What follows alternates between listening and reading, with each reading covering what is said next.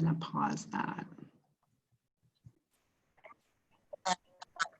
Yay. Did you hear that? Yes. Okay. Am I still sharing my screen? Yes. Great. Okay. Okay. So I'm going to introduce myself. If you don't know me, my name is Jennifer Castro Barnes, and I'm in curriculum and instruction, and I work primarily with pre-K, TK, and this year I think K teachers. And so we also have today in our meeting Kim Dominguez. Hi, Kim. Hi, everyone. Kim. Good job yesterday. She does do a wonderful job. Kim is going to be facilitating, so she's going to be in charge of the waiting room. She's going to be in charge of the chat. And because of my inconsistent Zoom skills, right now I can't see any of you, so Kim can interrupt me if there's something in the chat that needs to be addressed. So let's get going. All right, so when we built this training, we had a couple of ideas, and one of the ideas was to try and sprinkle in some strategies that could be fun that you could use with your TK students. So the very first thing we're gonna try is something called a scavenger hunt icebreaker. And so you can choose to participate or not, it's up to you, but if you would like, this is how we're gonna do it. I'm gonna set a 1-minute timer, and this timer is another strategy that you can use with your TK students. It's helpful to have it. You can actually cut and paste this and put it into a lesson, a virtual lesson for yourself. So anytime you see this in the presentation, you can cut and paste it and drop it in any presentation that you might be building for your class. So I'm gonna set the timer, and then what I want you to do is go in your house and try and find one of these items as quick as you can, and then come back, write your first and last name in the chat, your school site, and the name of the object that you found. Okay, are you guys ready? For those racing, on your mark, get set, go.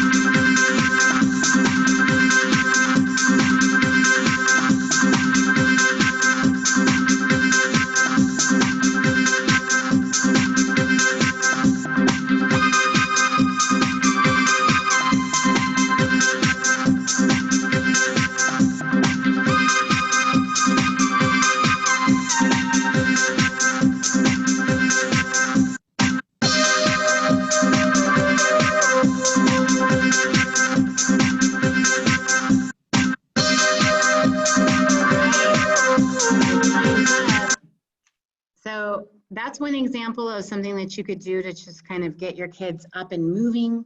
I want you to remember what you got, because we can use it for kind of a grouping strategy later on. And so I think that's one little trick that you can use, and you can cut and paste these timers out of this presentation to use as well.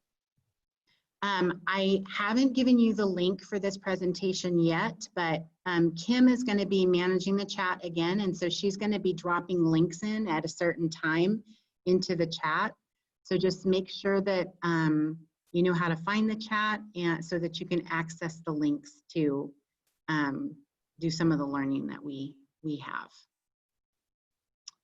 All right, so first we want to kind of go over some housekeeping items. And if you took like maybe an SEL training, or if you did one of the tech trainings, you may have heard about some of these housekeeping items. But the first thing I wanted to show you, and I think Kim, do you have the link to the parking lot that you could drop in the chat? Okay, so I'm going to click on this icon for parking lot, and in this whole, throughout this whole past 5 months, we all have tons and tons of questions. We have questions about logistics, about assessment, about materials, and I will tell you, I don't know the answers to most of them, or very few. So what I can answer are really about ELA content questions right now. They know a little bit more about what's happening there. But if you have questions that are kind of like logistical questions, or questions that are just things that are outside of this content, I would encourage you to put them on the parking lot here. So you can click the link that Kim's going to put in the chat, and then you can find a number and put your cursor in the number, and then just fill in a question if you have a question. Our department is collecting all of these. Like, I'm teaching 4 kinder classes, and we're just keeping a running tally of all the questions. So our TK group, this is going to be your parking lot question form. So you can keep this document kind of open and off to the side in a tab. And if you think of a kind of a logistics type question, I would encourage you to put it here. And then Kim, is there anything in the chat that I need to address about that?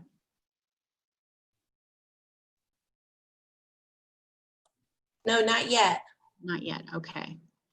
So moving on with our housekeeping. So this session is being recorded so that you can view it at a later date. I'm going to show you where you can access the trainings from this summer's virtual summer institute. They're going to be housed at the EdTech department, or the EdTech website that they've built this summer.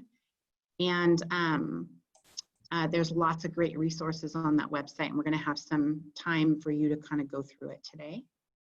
And then attendance, like Kim as a facilitator, she's been kind of looking at names and checking them against the roster we have for the people that registered. And so she's keeping track of people who have logged in and are with us in the session.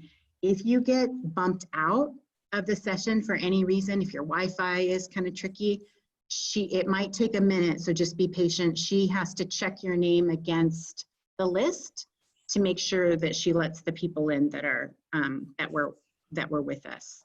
So the other thing about all of our sessions this summer is participants will be let in during the first 20 minutes, but if you're later than 20 minutes, we've been asked not to let participants in. So but if you have, logged in and Kim sees that you're there, then you'll have no problem being let back in. So, and then at the end of the session, Kim is going to put 2 links in about when we have about 10 minutes left, and it's going to be an evaluation link and then a link for sign out, and that's going to be how you get paid. So that's for payroll. So those are really important, and we want, they're time stamped, and we want you to get paid. So we want to make sure that you get that in. Okay. Does anyone have any questions about those so far?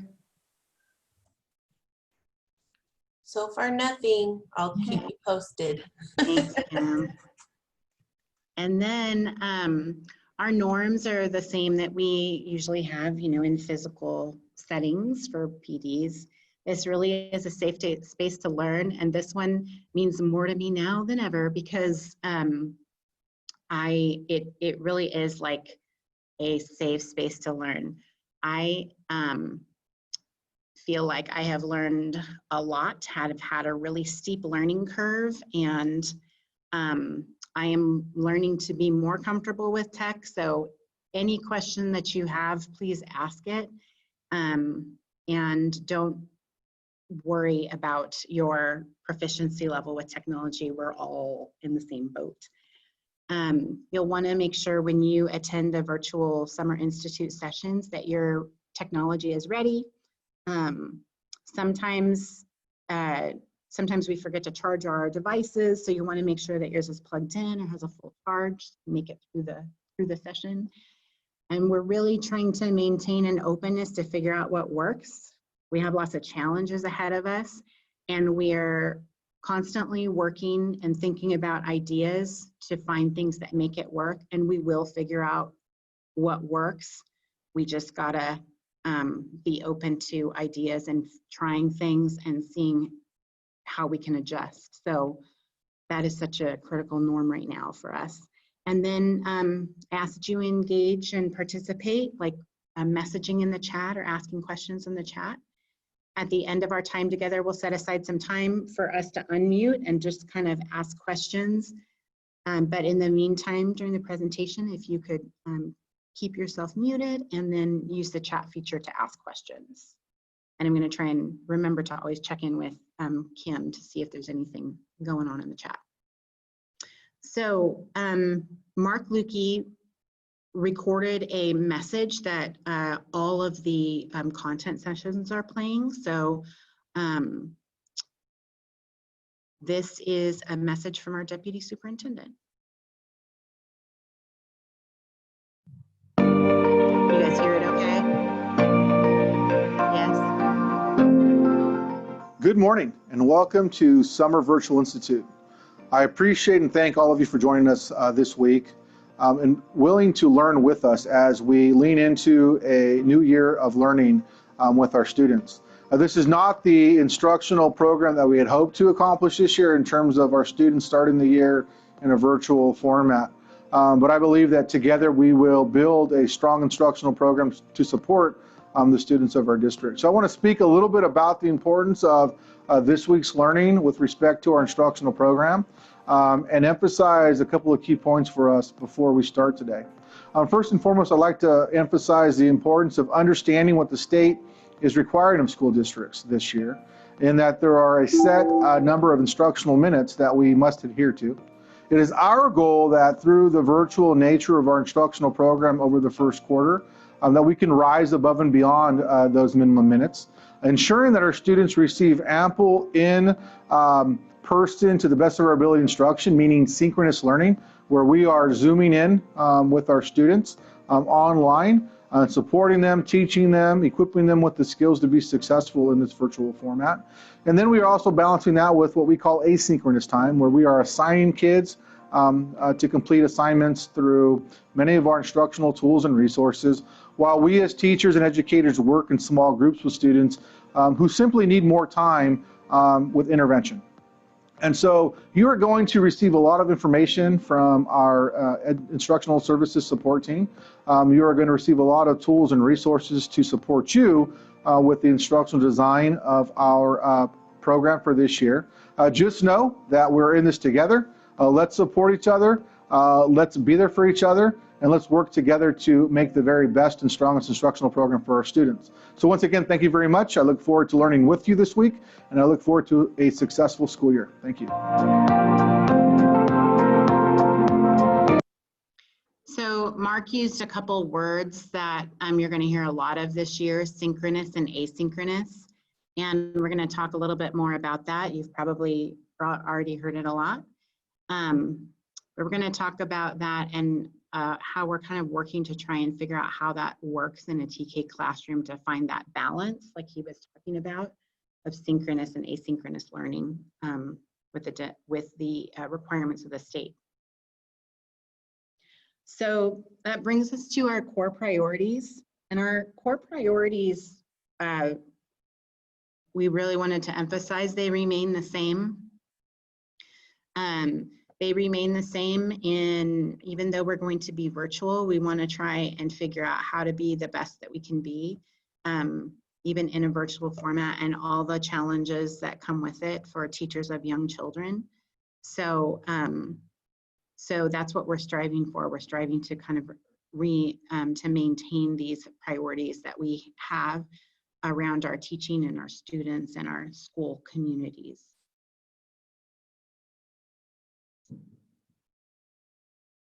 Okay, so that kind of brings us to the purpose of our time together today.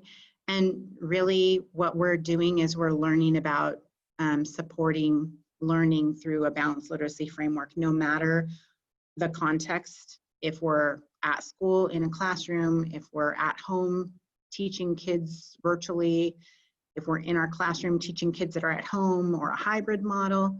That's really kind of, that's what we're going to be talking about today.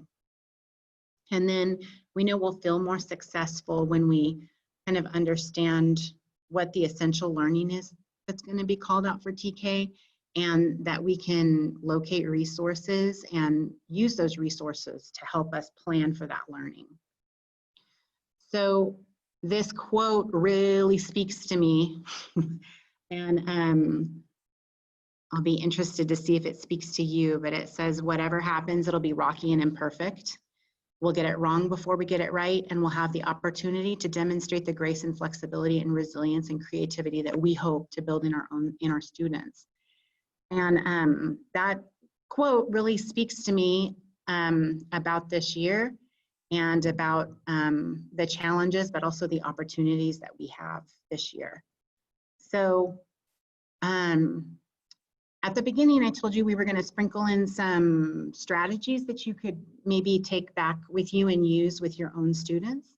And on this page is another one of those strategies. And before I do that, I see, is there anything in the chat that I need to address before we go on? Okay, so in the chat right now, Kim is going to drop a link in there that you can, I think it's hyperlinked, and if it's not, you can copy and paste it into a page. But it's going to open to, and you may have done this with me before when we had a little bit of training in the spring. We kind of practiced this. I love this strategy that Jennifer Scott taught me. It's a tool that's in Google Docs called speech to text. So when you click on that link, it's going to force you to make a copy. This is your own private copy. I can't see it. No one else has access to it. It just goes straight to your drive. But you may remember that we looked at this strategy in May when we had a TK training, and I had a picture of a cat, and we talked about how you could use this tool and a child could like talk about the cat or tell what they noticed, and whatever they say gets translated to the page. So I just wanted to put this here to remind you of that strategy. I created a document that has the directions on it for you so you can remember how it goes. But you can access this tool, and if we teach our students how to use it, then they can use it at home or in assignments. So they click on, sorry, not format, they click on tools. Then they scroll down and they look for this microphone, and that says voice typing. And then when they're ready to talk, we'll have to teach them that they put the cursor ready right here. And when they're ready to talk, they can click this microphone, it'll turn red, and then whatever they say will be printed on the page for them. And we had talked about all the different ways you could use this in TK. You could put pictures, they could talk about the picture or tell what they notice or tell what's happening. And then someone else, I think it was Karen, had the idea you could put like 3 little pictures about that are related to a story that you've read, and they could talk about sequence of the story, and it will record it here for them. So I'm going to give you a chance to kind of play with this. So by thinking about these 2 questions, talk about what you're feeling about the year, what makes you nervous, and what are you most excited about. So I click this, and then I can talk, and it's going to record exactly what I say. So I'm feeling nervous about figuring out how to make virtual learning look like an early childhood program. For these kids that should be learning in a physical world, to be learning virtually is very challenging.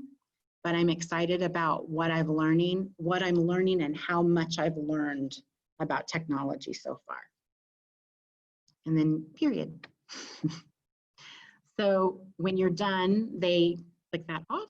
So I'm going to give you a couple minutes to make your own copy and just practice talking and following that link that Kim dropped in the chat.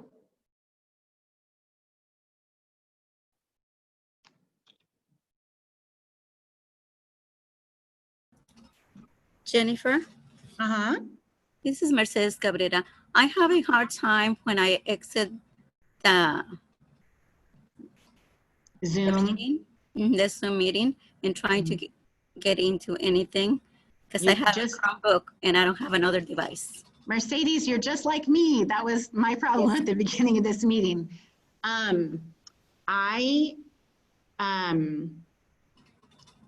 Can you see how I can see multiple tabs up here at the top of my screen? No. Like there's Zoom, My Drive, and TK 2000. Yeah, I see yours. I see Yeah. yours. So what you'll want to do is in your Zoom, there should be, let me see, there should be a way that you can kind of minimize your Zoom screen so that you can open a tab in the background. You can also click escape on your keyboard and it'll minimize it or shrink it to where you can do that too. Yes, thank you, Sarah. You're welcome. I should just have Sarah talk everyone through No, the tech. I'm slowly figuring all this out. I love it. You saved me. I did escape. It doesn't do anything. I have tried it in my previous meeting and I had, I had to exit the meeting and try to do what they tell me. But then I I'm get sorry. lost. Can I just watch it carefully? And Yeah, then- you can watch, just watch. I'll have the presentation up so you can see it. There's like maybe 1 or 2 links that you'll, it would be good if you could open them, but it's okay. You can just follow can along with us. Try to explore after it's done so we'll not Yeah, that would be lose too good. much. I'm new to the grade level too. I Yeah. just find out that I was in TK a couple Oh, of weeks surprise. ago, 2 weeks ago. So Oh, welcome. thank you. So in the chat, just kind of put how you think, like, what do you think? Would you use this? Would you use it with pictures? Do you like that idea of using it with sequencing? And I'm going to open up the chat and see what you're saying here.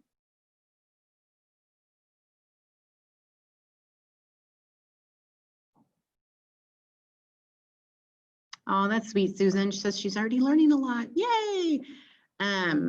Yeah, Liz said that she thinks it would be great for ELD, and I agree. Like it's like really gets to the intention of TK.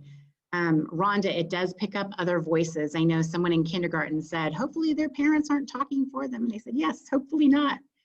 But it is, yeah, and Sarah, it's a great opportunity for kids to force oral language or opportunities for that. So, so just kind of keep this one. Yes, Mercedes, definitely with pictures first. The one that I gave you guys was almost like a little instruction sheet for you to kind of save and remember how to do it to remind yourself. But definitely doing it with pictures is fun. Yes, you could put up a picture of a read aloud and ask what their favorite part was, and they can just kind of record them and saying it. And then someone asked about like when they were using it, it was kind of going wonky with the words. I've had pretty good, it's been pretty accurate. It's not totally perfect, but it's a great strategy to try. I would just put it out there and try it and see what happens, and if it works, pretty good with the kids out there. So there's one that you can try, and then I close that chat, and we were thinking when we were given the task to build PD and we knew that it was going to be virtual, we were thinking about, what's the purpose? Like, why do we need training right now? And we came up with 3 major reasons really for the training. So these are the 3 kind of tenets by which we wrote the training. Learning loss is a concern. There's been lots of stuff in the media. Oh, kids have been out of school for so long and they haven't been in a physical classroom. And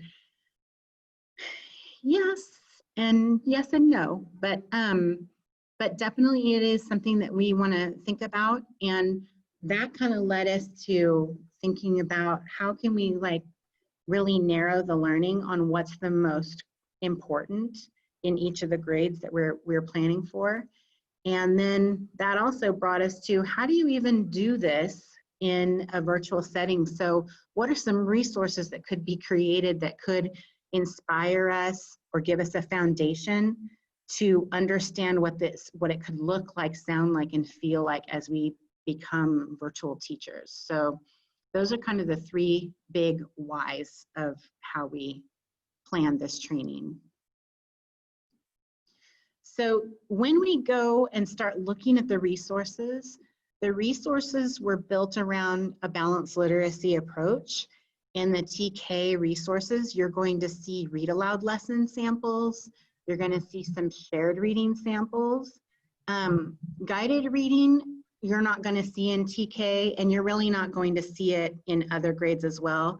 Guided reading, it is not very conducive to a virtual learning type of format. So you won't see them in TK anyway, but you won't see them in kinder or first grade either. And then independent reading and kids' experience with books. We've been thinking about, it is still so important for kids to have the book experience and experience with stories. If you've seen, I think in the TK training we did in May, a lot of our teachers have been exploring Bitmoji. I learned how to do one from Kim Dominguez. She did a tutorial that we had posted in a sample Google Classroom that we made for TK, and they're really fun. And one idea that I've seen is people have made a Bitmoji library, and where it's just kind of a little room of different read alouds that kids can read. So that's one way that we can provide books. We're supposed to have access to like a little book warehouse called Mayan, and other resources, virtual resources where we can access text. So we just want to think about how we can kind of put those in the hands of our kids. Okay. So before we get to this page, is there anything in the chat, Kim? Some people are asking questions about technical stuff like using the virtual classroom and using Zoom. So I was saying that maybe at the end I could go over some techie things if we have time, or if anyone wants to stay a little longer. Yes, at the end we've been like keeping it open. I don't have a training after. I am at the district office right now. See my 6 feet away poster. So, we don't have any trainings after this, so we're happy to stay and kind of help you do some things. I will also tell you that when we look at the website today, I'm going to show you where there's some tutorials for doing things like becoming more familiar with Zoom. Honestly, the tech team has done an awesome job putting resources in there. I have learned a lot, and I'm going to show you where to find those. And what I love about what they've done is they've put them into little digestible chunks. Like you don't have to watch a 20-minute video to figure out how to do something specific that you want to learn how to do. So we are going to get to that. And then like Kim said, we can totally make time at the end to go over stuff. Anything else? Okay. All right. So what I'd like you to do, looking at this page, this is just a single page of something called our Learning Foundations and Scope of Competencies. When we talked about like narrowing the focus for the year, this document was created. And so you don't have to thoroughly read it right now, just look at the document, and in the chat, give me one thing you notice or one thing you wonder just looking at this page. So I'll give you a couple minutes to put something in the chat, something that you notice about the page, something that you wonder.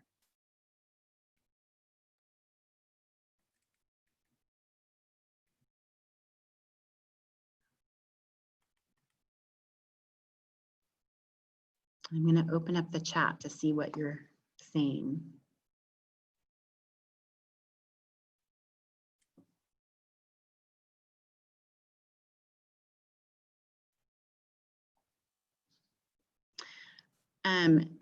Chandra, they're still negotiating the start date, so we don't know the answer to that question, and they haven't finished negotiations, I think. Sarah's wondering how difficult it's going to be to teach social emotional virtually. I can answer. I mean, it's hard, obviously, but we do have some SEL trainings, and we do have, just like we have a TK link for resources in the CNI area, we also have a SEL, which we've created grade level social emotional tools that you can use with your kids in your classroom virtually. And yeah, there are, and I'll show you in the website too, where those are housed. There's also like some strategies, like as we learn how to use Zoom and use synchronous learning, and then even meet in small groups with our kids. Those are some great opportunities for sharing, for turn taking, for listening to each other. And those are all like instructional opportunities, even though they're online, that are built-in instructional opportunities for SEL too. Susan was saying, I wonder how we'll assess some of these skills. And a couple people have mentioned, yes, assessments, like they see how it follows kind of our core growth assessment. Yes, yoga can be done as an SEL. So those are some great wonderings and noticings about this document. I did see SEL is repeated there, it is heavy. And why is it heavy with SEL? Because that's TK. TK, the big deal is communication and social emotional development. And so that's why you see so much emphasis here. And really that emphasis, is it just for one part of our year, or is it all throughout the year? It is all throughout the year. So it's really, you're gonna see some repetition here when we go into the larger document. The skills on the side are kind of like what we think about those more traditional academic skills. So now let's take kind of a closer look at this document and see what it means for us. So this document was, essential foundations or essential learning for TK is not a new idea. We have it. We kind of have it called out in our units. The thing about TK is all the learning is essential, and it is meant to be integrated.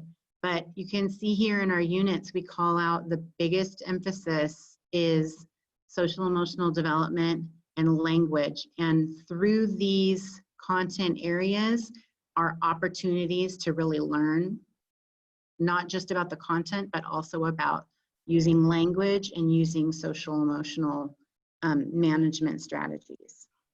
These two resources here, if you're new to TK, I just want to give a little plug here. In TK, we don't have really our own standards. The TK implementation guide directs us to use the preschool learning foundations, and there are 3 volumes for foundations and 3 volumes for frameworks. And that really is where we kind of get our learning plan from. All of the, in the foundations, there's a description for children at 48 months, and there's a description for children at 60 months. And we kind of are looking towards that 60-month description, and those behaviors that are listed they are what build readiness for kinder. So that's that bridge into kinder, because that's what our job is to ready them for kinder, with a heavy emphasis on social emotional learning and the development of their specificity and exactness in using language. So these things went into creating this document. And I'm just going to kind of go through this a little more specifically. This is for transitional kindergarten specifically. There's a little piece here that just kind of explains, because some of our friends, you know, at our schools where we work, they don't realize that TK doesn't have its own California Common Core standards. We really pull from these learning, preschool learning foundation standards. So this is kind of a brief explanation here. You'll see a month in the left-hand column, and there's 3 weeks. On the next page, when you look at the next page of this document, you'll see 3 weeks. So the learning is broken down into 3-week segments. And you'll see the essential question that comes from our units is right here, and that promotes that idea of that, that across content learning, that integrated learning and thematic learning that we still want to focus on. Our essential learning foundations here are our big deals. They're kind of reflected here and here. So it's our social emotional, our language development, and physical development in the world of fine motor. So these are what we're saying are the big deals right now. And then for these 3 weeks, we're saying that these 1, 2, 3, 4, 5 elements in literacy and math are the big deals. So when you're planning your lessons, you're building resources that are going to get at this learning while infusing our opportunities with opportunities for building these things as well. So does anyone have any questions about that at this point? Okay. So now Kim is going to drop a link in the chat for the Essential Standards folder. And I'm going to click my link here to show you. When you go to it, you're actually going to see the whole folder with all the grade levels. You're going to select TK. And you're going to open it up. And you can see that basically one 3-week segment of instruction is 1 page. And then the next 3-week segment is another page. And you'll notice that really the learning on the left-hand side, it's going to stay the same all year, really, because that is the big deal. And then you'll see how the right side changes a little bit every 3 weeks. So what I'm gonna do is set a 3-minute timer, and I'm gonna give you some time to just go through this, this document and kind of read through, maybe select one area like literacy or math and just see how that changes over time. And we'll give you, and I know Mercedes, you might not be able to access this right now, but you can kind of get into it later when you have your own copy of the presentation. So I'm gonna have you go ahead and look at the scope of skills and how it builds. We'll do 5 minutes, and I have a timer that's really noisy, and I'm gonna turn the time off, but we'll give you about 5 minutes to just kind of look through the year there. Okay. And if you need to, you know, you can get up and go to the bathroom or whatever. Is that still loud? Is it okay? Okay.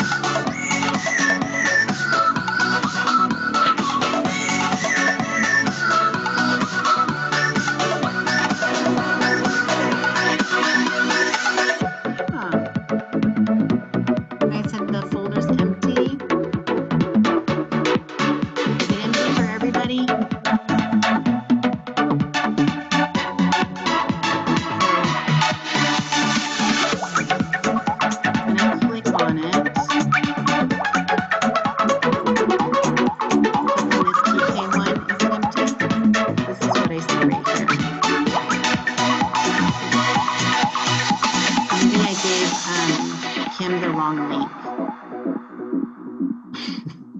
Is it the same link, Kim?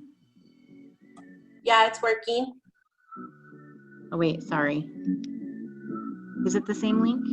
Yeah, it's Okay. working. Okay. If you can't find it here to review, let me see.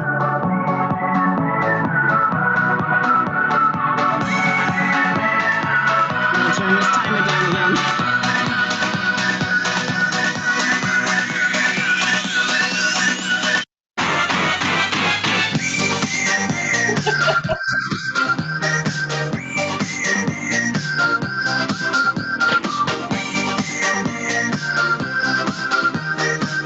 And when I click on the link that Kim, it does take me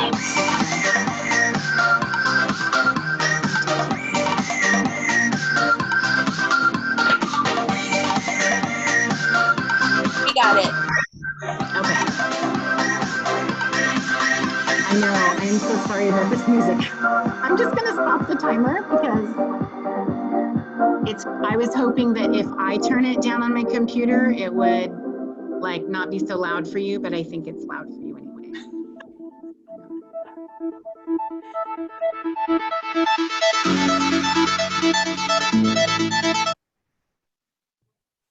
Did it stop?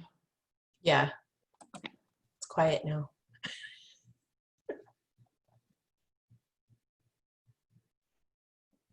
We'll give you about 2 more minutes to review that document and we'll start again at 3:51.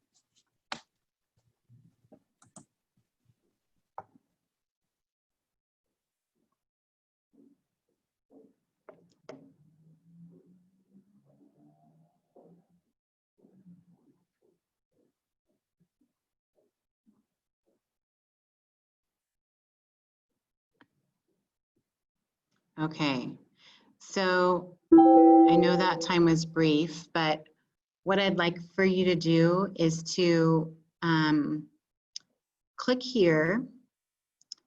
And I can't remember, Kim, did I give you the link for this to record their thinking? Probably not, yeah. Let me drop this link here in the chat. And if I can get back to the chat. Let's see.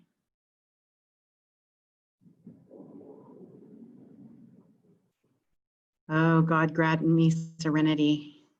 Let's see. Here we go. Okay, chat. Boom. Go ahead and click on that link. Find a number and just let us know in the department what you think of this document, how you think you might use it, how it might be helpful to you, or what you would prefer, like what you might want to see in addition to. So I see a couple people are saying it repeats and overlaps and spirals. Kim says she loves it. It's awesome. Thank you. Tim said it's really succinct and clear. And it is paced out. yes, it's a good talking point with your, like a good conversation, a document to have a conversation with your principal or vice principal to understand TK. I didn't even think of that. That is a good idea. Yeah, someone wrote on the document I saw, I think,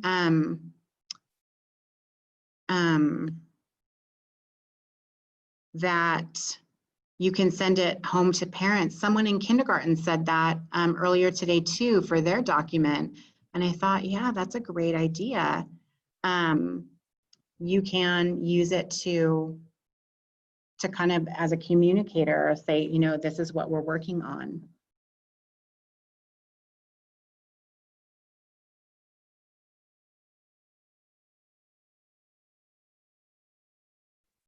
And as we were working on building some sample lessons for me, I was thinking it was helpful because like I was thinking, oh, you know, I could, you know, make this lesson or that lesson.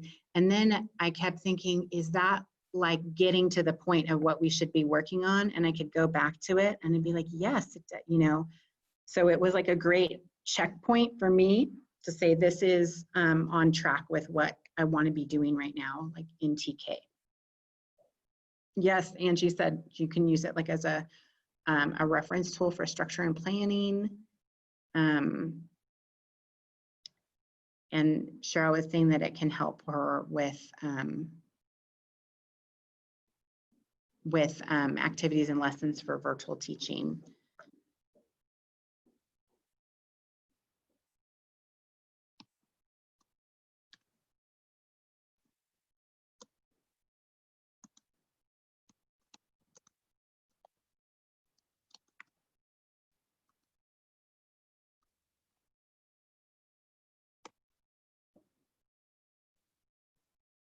Oh yes, Janet, being new to TK, love some examples of the skills.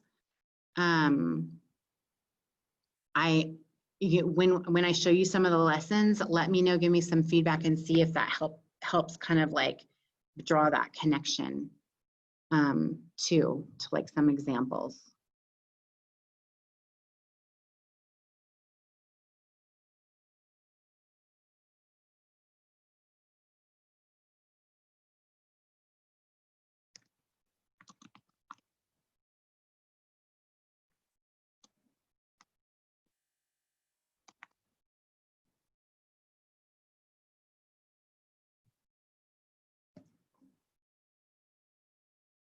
Oh, darn, Karen, it's not working.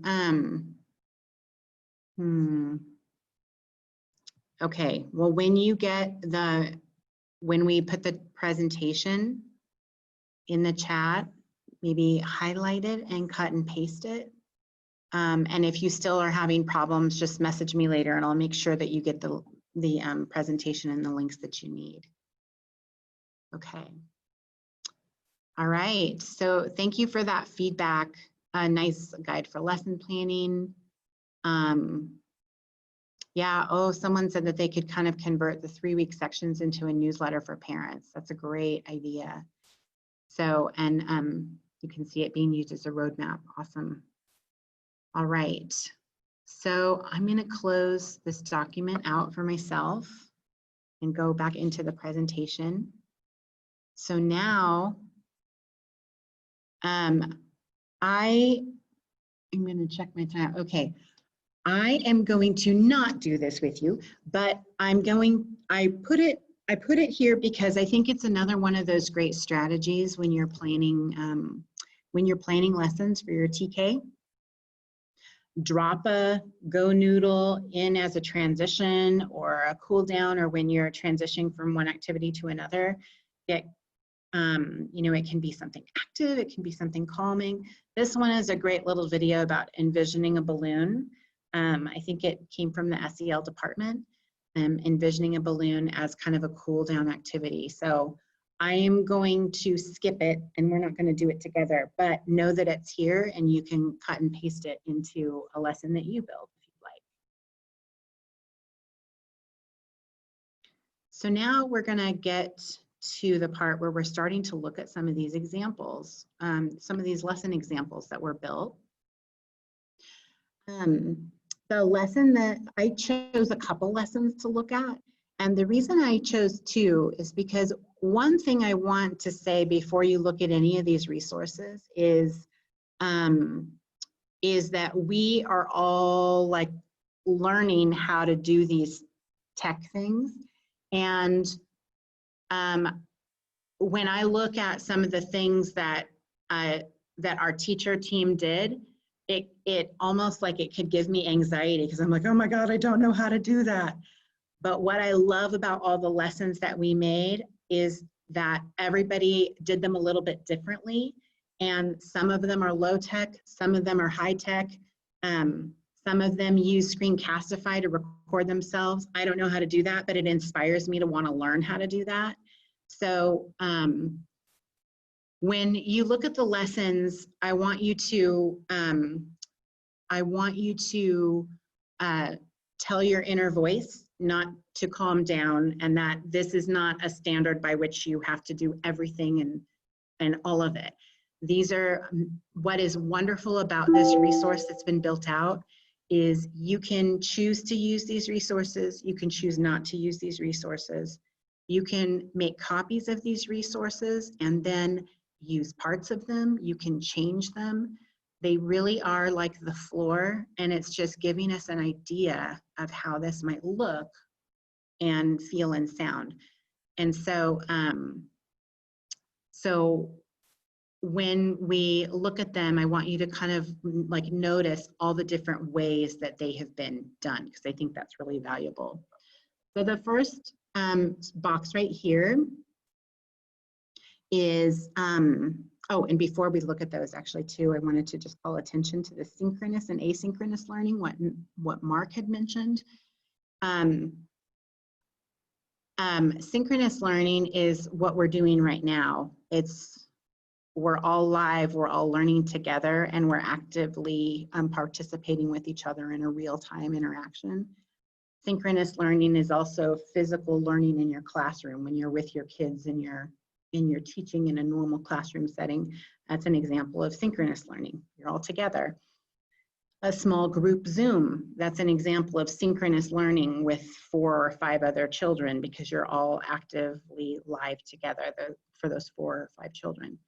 Asynchronous learning is when maybe you've loaded a lesson into Google or an activity that you want them to do, but they can choose to do it at any time, and they may be doing it on their own.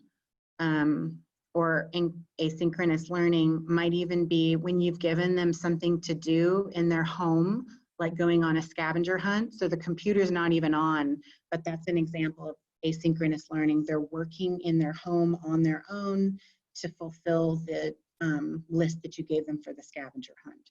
So those are kind of like some examples of what it means to be synchronous and what it means to be asynchronous.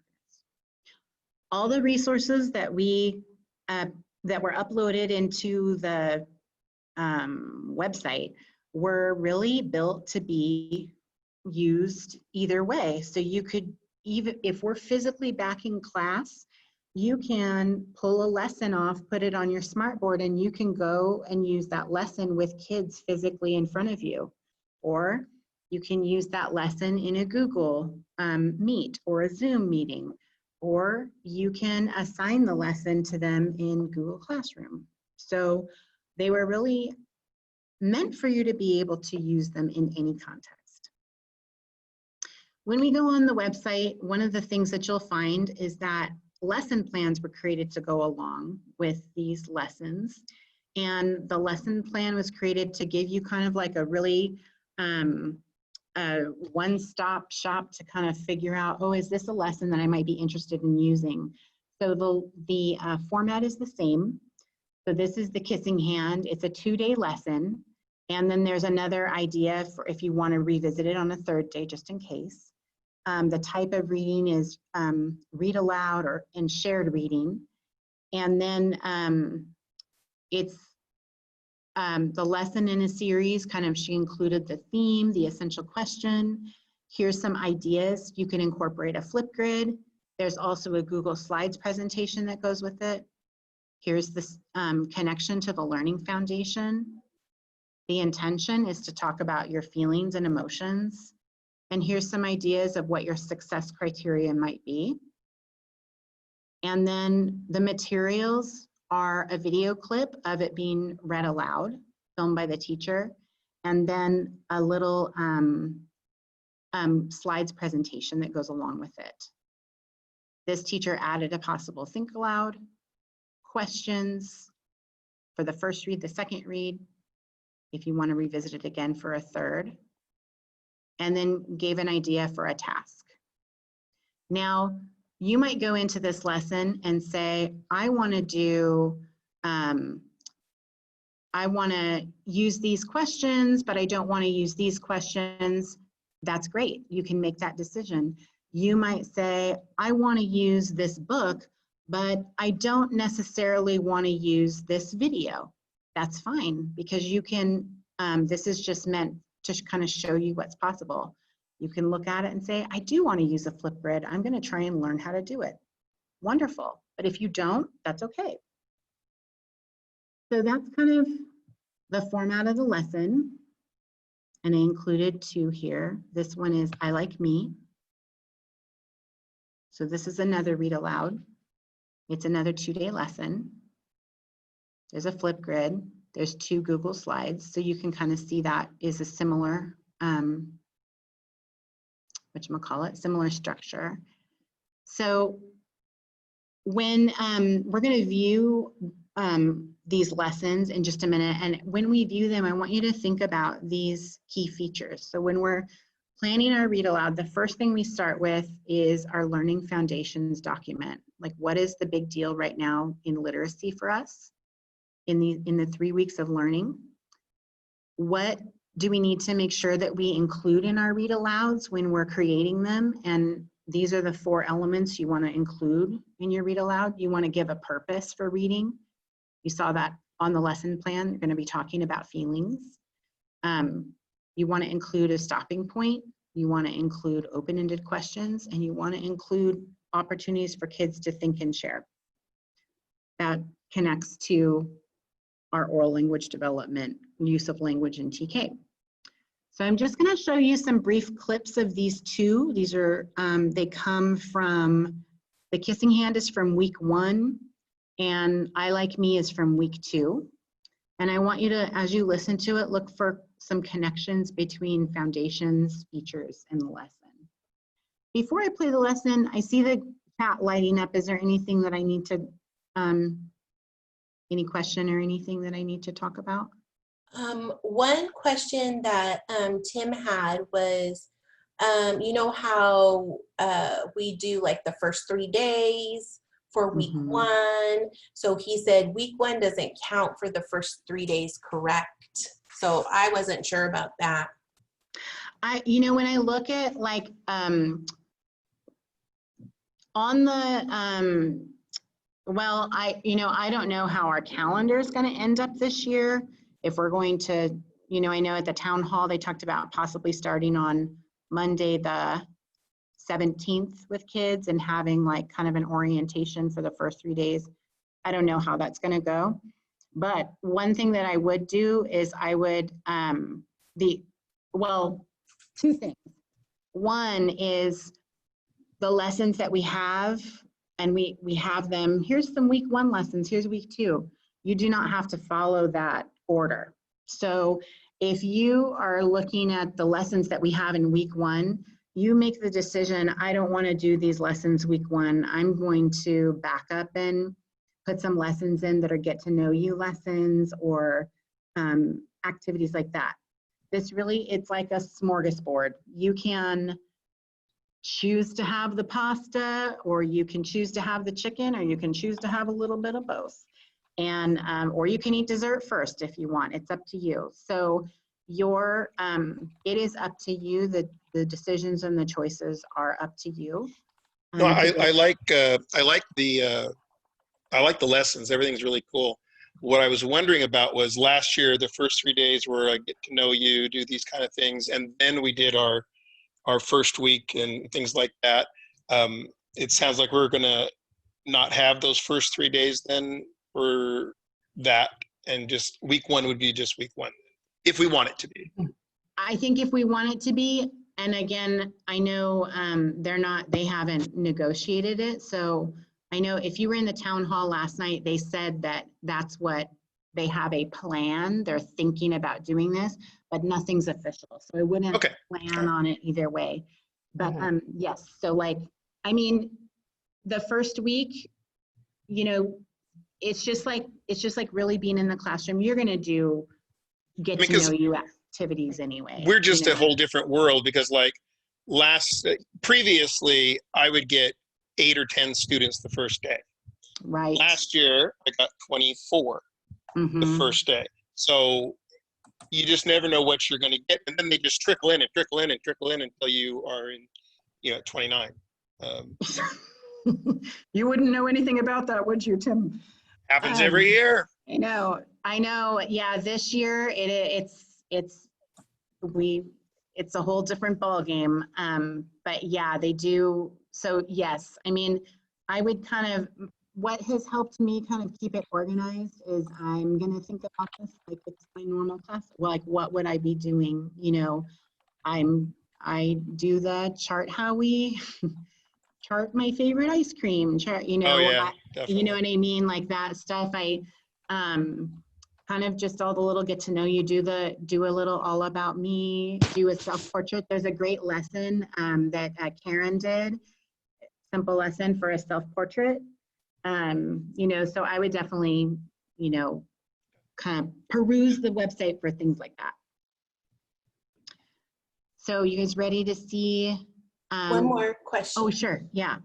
Just because I know there's been a couple people discussing this, is like, how are we going to teach the kids how to use these different tools that we're putting up? And like I was telling them, we've discussed this a lot, but mostly on the end of how we're going to get the parents, teach them how to use that. And I think that's a discussion for our grade level, because we do have the youngest, some of the youngest kids. And so that's going to be one of our major issues that we have to deal with. Yes. And I agree. It is going to be an issue. I mean, the teacher work team that we've been working all summer, I mean, we've talked about that. We talked about it, we all talked about it as a TK grade level in the training and the collaborative last year. We knew that we're anticipating that as an issue. I'll tell you a couple things that I'm excited about that are already built to help us, that make me happy. And when we look at the website more closely, I'll show you exactly where they are. The tech team, we had this conversation because I was on the tech committee as well. I was on the tech committee as the resident dummy because, it's good to hear from the person with the lowest skill level so that they can kind of help.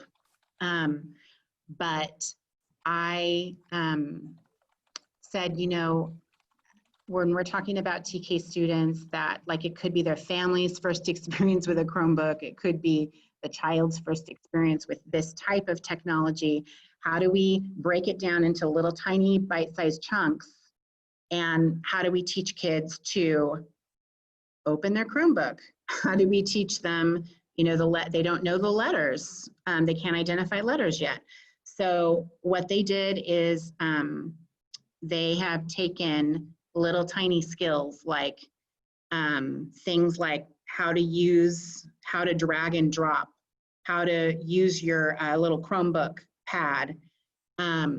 Here's how you do it. And they made tiny little tutorials that are like 1 minute and 30 seconds long or 2 minutes long. I found out yesterday from Christine Chapman, she sat in on one of my kindergarten sessions, the FACE department has agreed to provide translation for those videos. So we will have those tutorials in English and in Spanish. So one of the ways I'm thinking as a teacher, when I make my Google Classroom, I might put those in, I might make a label in my Google Classroom that says parent resource videos or parent how-tos, and put, the tutorials are for children, but they are beautiful for adults as well. And I might put that into my Google Classroom as a kind of a resource bank, as a problem-solving bank. They have, you know, what I think is great about our district is we ask all the questions. This group asks amazing questions, and from those questions are born problem solving. So those questions that you're asking right now, they're being thought about, and problems, and we're trying to solve through those problems that we're anticipating now. So those are a couple things that are happening that I think are going to be helpful with that. But we are quickly running out of time, and I want to just share with you the content and give you some time to look through the presentation. So if you have put some questions or concerns in the comments, I want that are not related to ELA right now, I want those to be heard. So please, please put them on the parking lot so that they can, so that we can be mindful of those, of solving those problems as we go forward. Okay. Okay. You guys ready to see this clip? So this first lesson is day 1 read aloud of the kissing hand.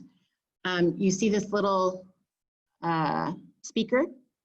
The teacher learned how to do a voice recording and upload the audio file. So there is the teacher's voice recorded. The Kissing Hand by Audrey Penn. So if the child is alone, they can kind of navigate this on their own without support, or they can navigate it with an adult at home.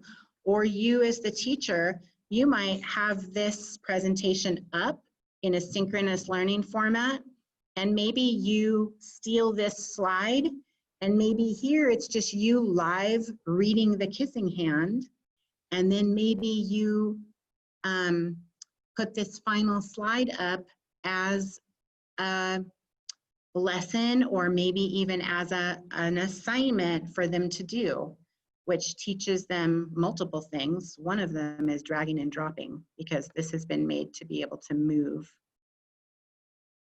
different places. Okay, so on the second slide, so it just says, you're gonna see that this was made by Kim, because her face is down here in the corner.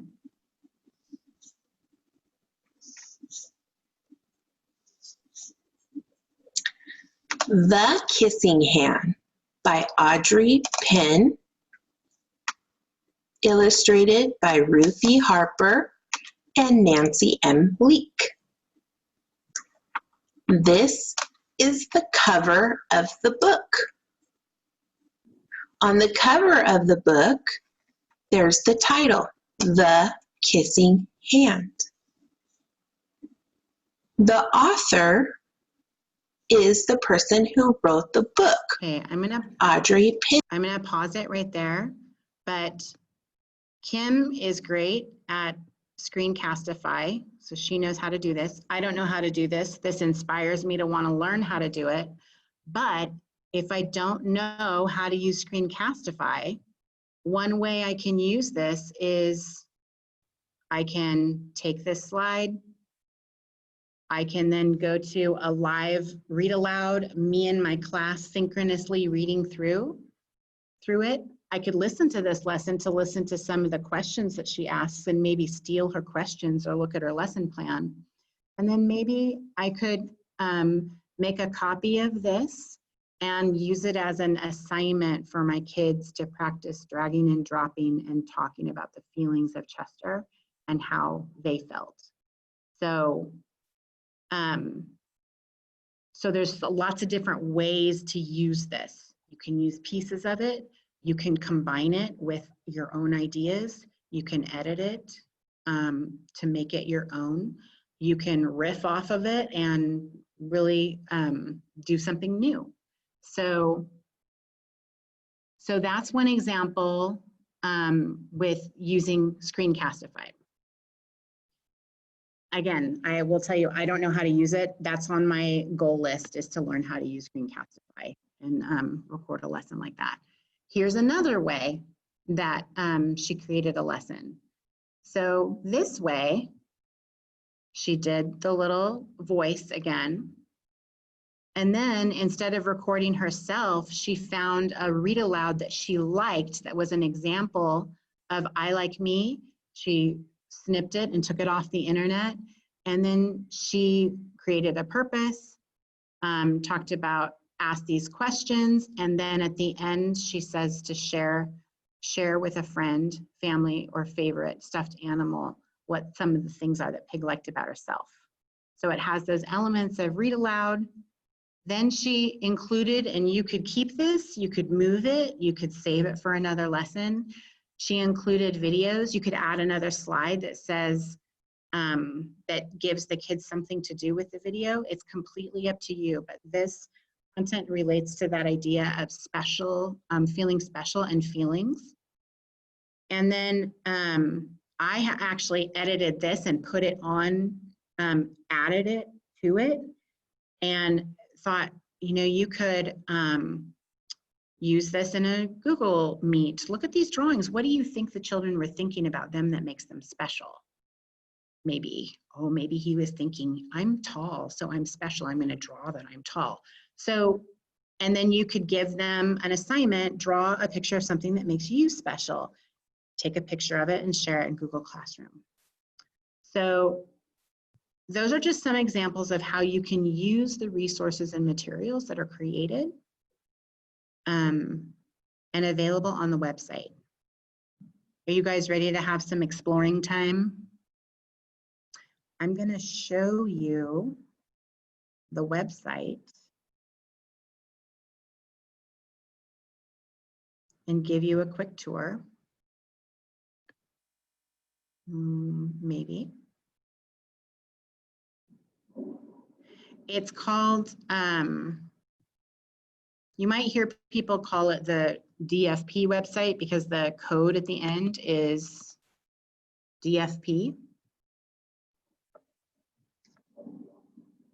This is the website that was created by the TLT, the Teacher Leadership Team for Tech. On the left-hand side is the menu of items that you'll find on the website, and they match these colorful circles with those labels. So our TK lessons will be here, but I'm going to show you a couple other cool things here before we go into those. The EdTech guides and tutorials are here. These are built for adults. This is what I was telling you about, the how-to tutorials for kids. They even created a link. First, they tell you about how to use the page, but then they made this list of simple Chromebook skills. How do you charge it? How do you click right? How do you right click on a trackpad? How do you scroll up and down? How do you drag and drop? How do you use a mouse? And they're very simple. And what I love about what the tech team did, log into my teacher's Zoom meeting on a Chromebook. That's another tutorial that they made for students. So these are all geared towards students. Not that they're all geared towards TK students, but they all are geared towards children. But you can scroll down to the bottom of that page. You see this question mark. If you think of something that you want a tutorial created for example, the speech to text strategy that we did at the beginning, you can click it here and you can put in a request for them to make that tutorial. And then this is something that you can link or use in a synchronous learning format to help teach kids different simple tech skills. So as I was thinking about that, if I were teaching right now, I would kind of almost want to paste these out and put these on my plan. Like this week, we're going to learn how to charge our Chrome, or how to use our finger on the mouse pad. One more thing I wanted to share with you, because someone said that they were a little bit nervous about Zoom, is this button right here. This has Zoom tutorials that have been put here for teachers so you can become more familiar. And honestly, the best way to become familiar with Zoom is to get some friends and practice. And when we went off in March, I had some meetings with the TKTLT, and I felt so silly because I didn't even know what Zoom was, but we got together when we practiced and we figured it out and we held meetings that way. And I'm still not super proficient or consistent with it, but that is the best way to learn. And then here, the SEL department, they have put together even more lessons for getting to know you, and toolbox lessons, and just a plethora of things that you can use too. So clicking on grade level, we click on TK, and you can see again that it's organized by week. You don't have to stick to the sequence that they're put in. It's really up to you. But there's an example TK Google Classroom that's been built out that you can click on and look at.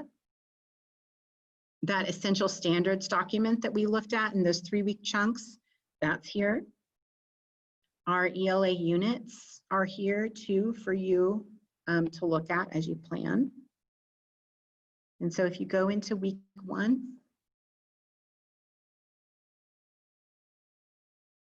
now, the first thing that pops up in the week is something that the work team felt was helpful to parents to post in your Google Classroom, and that was like a daily schedule, because that helped keep it clear for the week what the students would be needing to complete. And it's taking its sweet time and loading, but I promise it's there. There it is.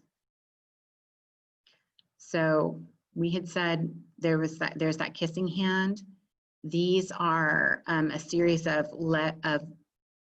lessons about letters, and they're not about learning letters, they're about paying attention to traits of letters like straight lines, circles and holes, straight sticks and curves.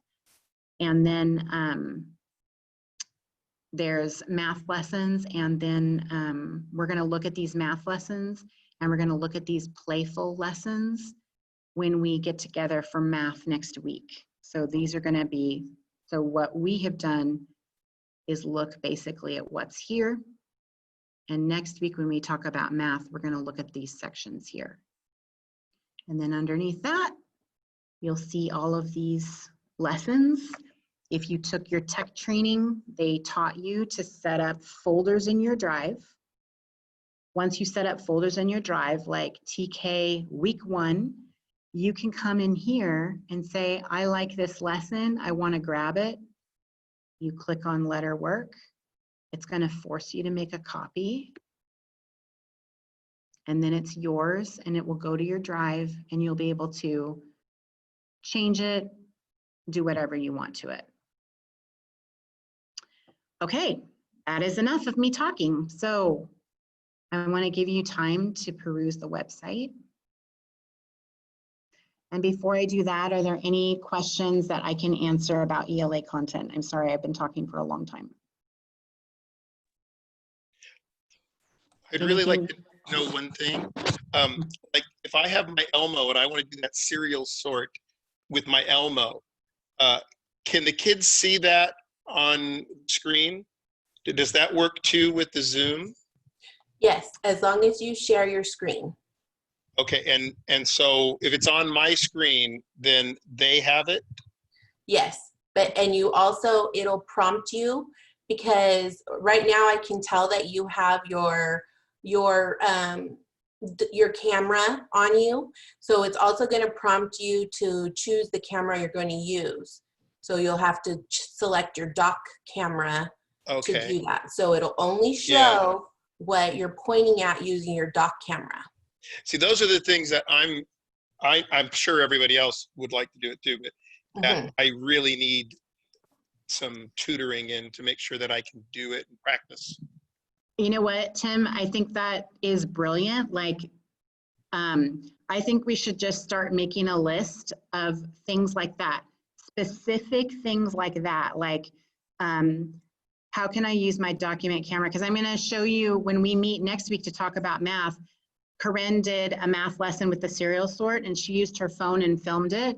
And it's a great, you can use that, or you can be inspired by that and do it with your doc camera. But like, that is a great thing. We could give it to our tech team and they could make us a tutorial video for us. Yeah, because I'm thinking, you know, okay, I've got a book I want to read to the kids. I have this little tiny camera up here on top of my computer. Do I got to hold it and, you know, try to figure it out? Or is there another way that, I mean, can I plug a different camera in that maybe shows? Or these are the things I need to understand, because I'm going to try to make it as easy as I can, but I want to make it look good for the kids, because I'm going to try to learn this Screencastify, but again, I don't understand how to do some things. I'm better at just doing the Google Classroom and putting stuff in when parents liked it that did it. Yeah, I know. I was even thinking, like, I was reading about, you know, distance learning with young children, and they said great opportunities for synchronous learning are morning message, songs, dance, being silly. So, you know, when you're thinking about like your schedule, you might want to, like, you know, that's kind of your morning meeting, and that SEL component can be, that check-in can be incorporated in there. And then maybe throughout the day, you're meeting with small groups of kids.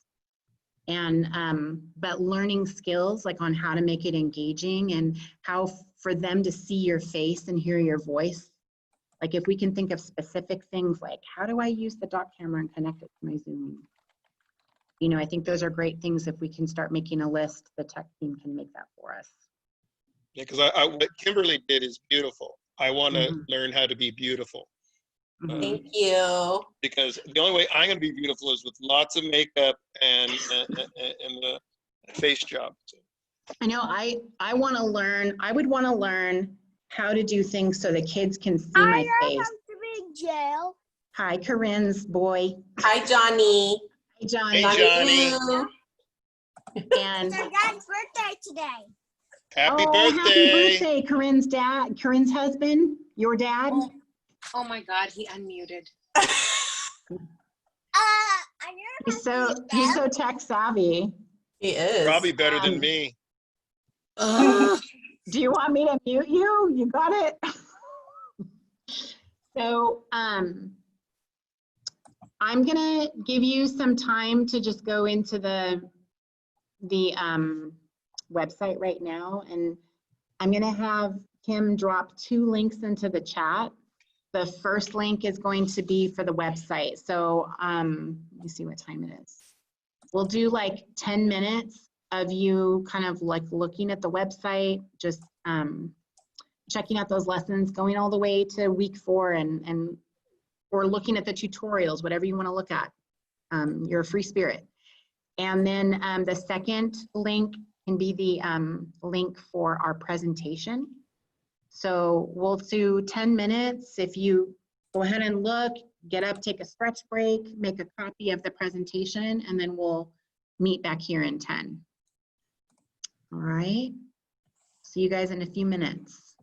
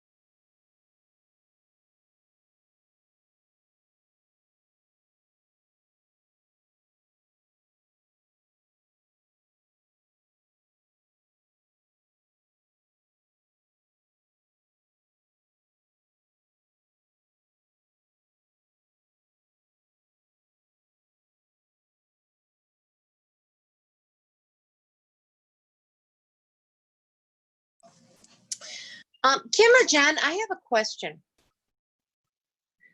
What's Okay.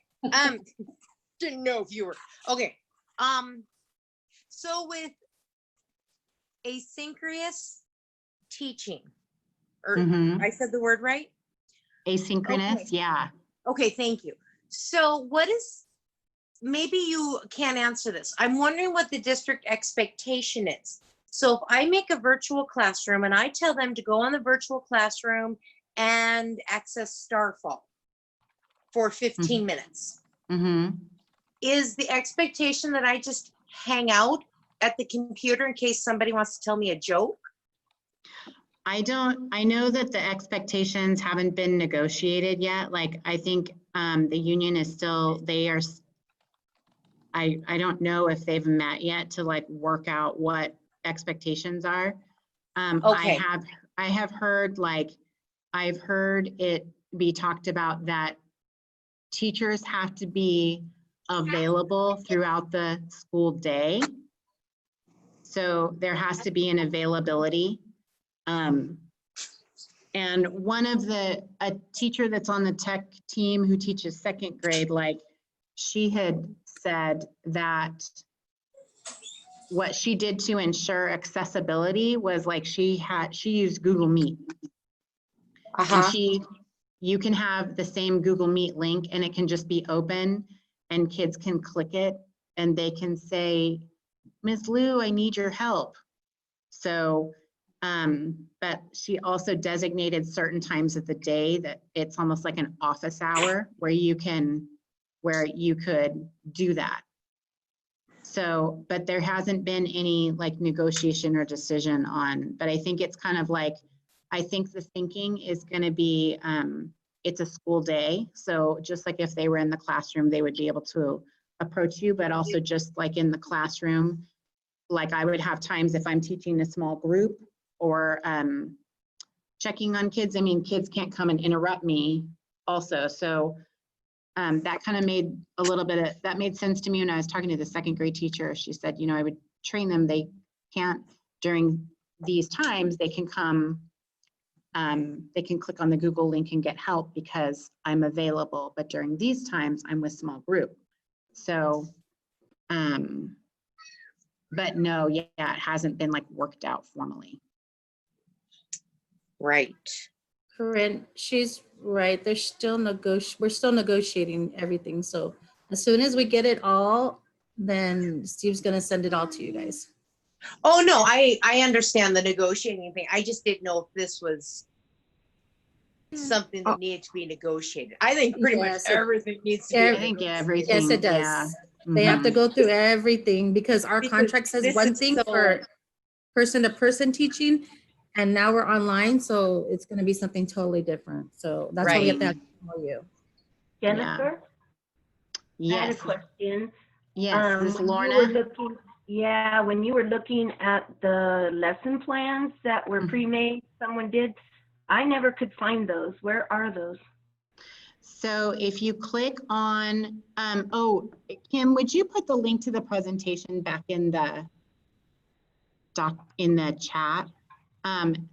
Okay, so Lorna, I'm gonna open up a page up here. Okay. Mhm. So do you have a page open on your computer that you can go to? I can on my other computer, but I can't do it on the Chromebook. So I'm using Okay. two computers. Okay, yeah, do it. Okay, so go to this address, go to go.bcsd.com. Oh, I'm already on that, I think. Okay, And so what you're is on that that one? website. Okay. Okay, so, Yeah, I'm already there. okay, go to the purple grade level lessons, Okay. and then that kind of lime green. Oh, yeah, I'm there, but I couldn't find it on this page. Okay, I've so been it's there. not, this is kind of like the gateway page. So this page has the classroom, the Google Classroom example, and it has a couple other things, but you have to click on week 1. Okay. Okay. And then when you're in week 1, the first thing that should pop up is the weekly schedule sample that we made. Yeah, I saw that. Okay, and then keep scrolling. So below that, Uh-huh. So is it under the read aloud and the letter work and all that? That's the and do you want the lesson plans or the actual lessons? Which one did you want to look at? I was wanting the printed lesson plans that had the links and stuff in there. Okay, The one that so you were using. keep scrolling all the way. See how I scrolled all the way down, I and now found there's, them. you found Yeah, them? I see them. Okay. Thank you. You're welcome.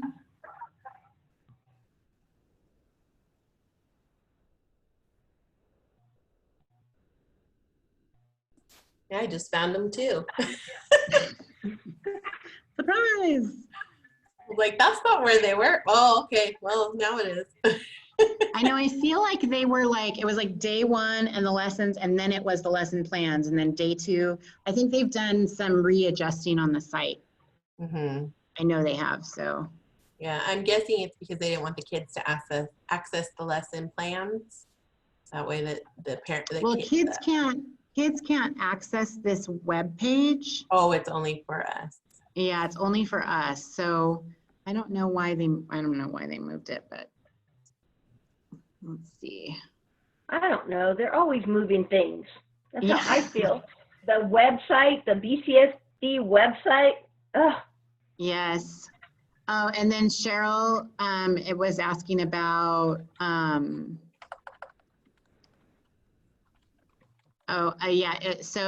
assessment is not decided. What will probably happen, we are going to have to do assessment. Ooh, hang on a second. It's not a real emergency, it's just my really annoying timer. Startling. We do, like, according to the state, we have to kind of do things just like we're in the class, so that includes assessment. So we're going to figure out what elements of core growth are accessible.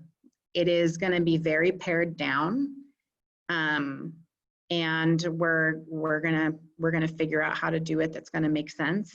And you know, those things that really heavily rely on observation are probably going to be off the table because we are not physically in proximity with our kids and we can't observe them in their play and note behaviors and things like that. So, but so there will be some element of assessment. We're going to have to figure out like the best way to do it, and then what we can, what parts of the core growth we can use that are high utility, like in a virtual format for us. So it's not going to be the whole thing. And then let me check my time. We have about 18 minutes left. And you're welcome, Cheryl.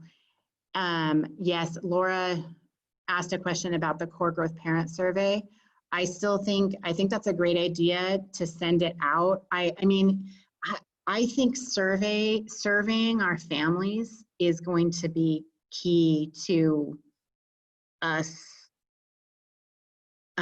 being successful, like, you know, so that core growth parent survey, I think, is a great starting point in building a relationship with families. I would encourage you to send it out. We can maybe figure out if we can do it digitally. I'm not sure. Yeah, that's what I was wondering too, Laura, as if the district if we could upload it. So we'll, I'm going to write that down and we'll kind of figure that out, because don't you guys think that would be like, maybe we could even put it as a Google form so it's like they can go click, click, click, you know, with some open spots. So maybe See, this is called collaboration. So parent survey. Okay. All right. So we don't have too much time left. I did want to show you a couple other things that are in the presentation, just to kind of remind you of things that we have. Let me see. Okay, so all the ELA specialists can put this slide at the end of our ELA presentation. And some things are pertinent for TK, some things are not. But I wanted to call your attention to 4 things here so that when you have this presentation, you can kind of go back to it and check it out if you'd like. The first thing is, remember in May when we had that little training about like kind of virtual learning ideas for the TK classroom? That's where I shared with you the kind of the pretend little TK teacher class that we created. And we looked at the Bitmoji example. So if you wanted to view that again, this is the classroom code. And if you wanted to get into that classroom to see those examples that are on there again, I just wanted to remind you that that's there. Okay. So that's linked to your virtual learning ideas slides. The other thing I wanted to show you is, I know kinder teachers really like this, and I wanted to share it with you. I can't remember if I've shared it with you before, but what I love about this list, it's a list of skills and behaviors for emergent readers. But look at, these are great. This is TK right here. I'm listening and I understand. Like that's a lesson that and a skill that we teach for an extended period of time with TK. So these could give you some great just kind of like words to share with parents about like what you're working on specifically with their child.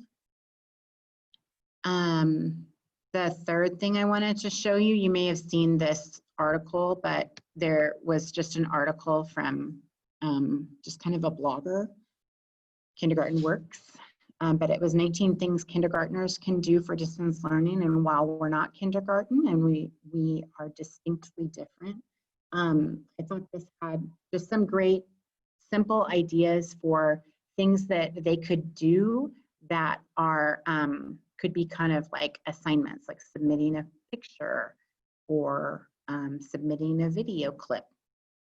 And the final thing, I saw this and I love it. I'm sure you've all heard of Pocket Full of Preschool, but this is free.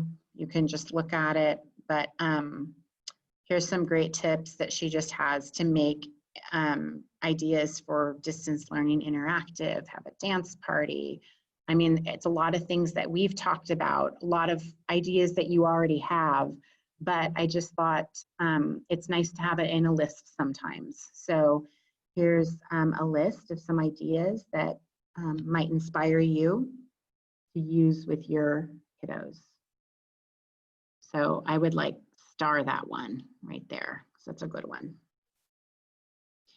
And then finally, let's see, I have just a few minutes. I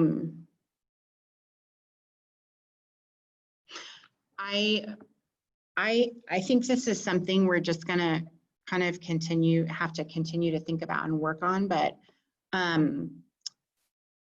I think about your schedule and how you might use some of these things to kind of make it work. I linked a blank template here if you want to use it. You guys will probably have things that are much cuter than this, but there's a blank template. I would encourage you to take some time to maybe go back into, take a blank template for a week, go back into the website and maybe just start to kind of write down some lessons that you see that are some ideas for you and kind of start to map out looking at the SEL, looking at TK, and kind of start to map out a couple of your weeks.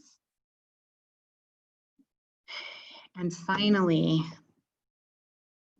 after all my talking and talking, we have about 10 minutes left.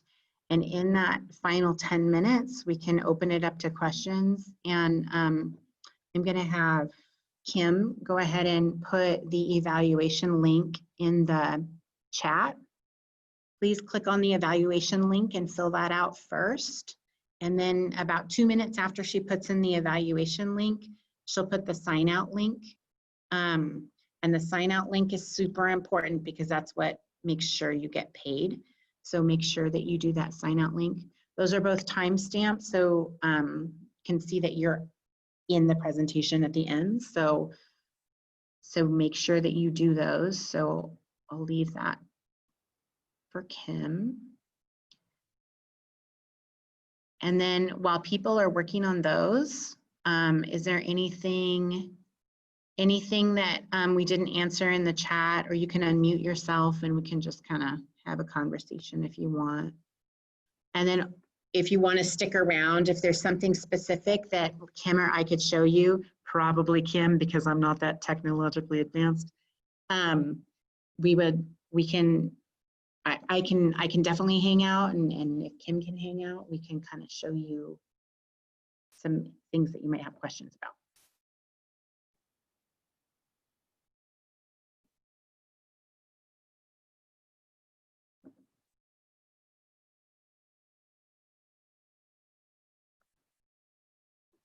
Oh, yeah, the dud URL. That is the, wait, what is the dud URL? It was the calendar. Oh, okay. Yes, the dud URL is the blank, planning template. Thank you. I was copying them into a document as they were popping up so I wouldn't lose them. And then I was like, okay, what is that one then? That when that label popped up in our little link shortener, it made me laugh out loud. Right? Dud. Hopefully nothing this year is a dud. Right. Laura, I'm gonna show you, there's so many different ways to link your voice into your Google Classroom, into a virtual lesson. I'm gonna show you just a picture of the app that I found, and then Kim has another app. Let's see, hang on a second. So, see, it looks like a cassette tape. It's just called Voice Recorder, and it was free. And I use that to record my voice. And there's like little files on it. And then you can upload the file into your Google Drive. So I have it on my phone. So Kim, how do you do voice recordings? Yeah, I use, where's my phone? Do you want to share your screen or anything? Not yet. Okay. I got like 10 million things going on here. Yeah. I use, where is it? Oh, it's called Easy Voice Recorder. And it just looks like the little microphone. Oh, let me take this off. Let me take my fancy background off. Your Bitmoji. Yeah. Is that an app? Mm-hmm. Yeah, it's an app. See the little microphone? Oh, I got it. And yeah. Bitmoji, we can, how much does that cost? Oh, no, the Bitmoji is free. And that's an app too? You know what Bitmoji is? Bitmoji is an app where you make your character, but making the classroom, like that background that was Kim, all that is a Google slide, and you just cut and paste things in it and build. Oh, from the Bitmoji to the slide. Yeah. It's it's pretty fun. You can be as creative as you want to be with it. But Bitmoji is the app. But can you put that on? Oh, for the characters, can you put that on your computer? Mm-hmm. Bitmoji, so I could go look for Bitmoji and download it. Yeah. Upload it. Reload it. Yep. Tim, Freeload it. Yeah. you can freeload it. I'm going to tell you right now how you can freeload off me. I can share my Bitmoji classroom with you. Uh-huh. You can make a copy of my Bitmoji classroom. You can take my character, or I'll take it off when I share it off, and then you can add your own little character. And all I have to do is go to that Bitmoji thing and use it, because I thought that was crazy. Good.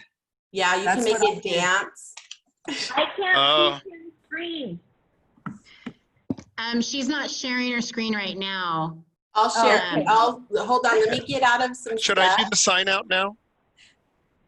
Oh, yes, you'll want to Do that first. yeah. So our time really is up. Our time is done at 5. So if you could complete the sign out for sure so you can get paid and do that evaluation for us, we really appreciate you hanging out with us from 3 to 5. Oh, Don. And you guys are free to go, and I hope to see you guys next week in math. We get to look at some fun lessons that have been made. Okay. TQT. Oh, I did something wrong. And I'm going to go ahead and I'm going to end our recording now. What is the thing for the one to get paid? It's the sign out. DQT, the one I just posted. I keep putting it in the wrong bar. Okay, let's try that. In the chat. I see DP7. I don't understand the sign out either. So click the link. What link? It didn't go in the chat.